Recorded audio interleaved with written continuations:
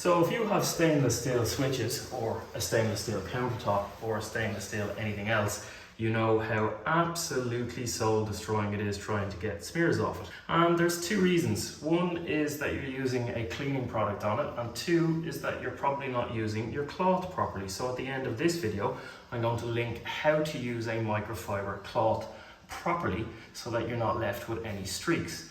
Now, I'm cleaning these with a damp microfiber cloth that is really clean. I'm after cleaning it out, and I'm simply going to wipe up and down the switch assembly. We're probably going to turn some lights off here in a second. Okay, I'm now going to flip over to a fresh side of the microfiber because I'm after removing the soil out of the switch and onto the towel. Okay, that's my wet part.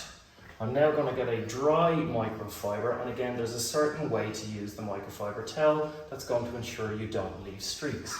I'm now going to buff the switch assembly down, and you can already see this top half is clean and doesn't have any streaks. Okay, I'm going to flip it over because that bit of my cloth is wet.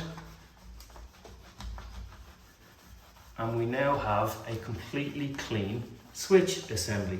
So that video on how to use a microfiber towel is popping up on the screen now.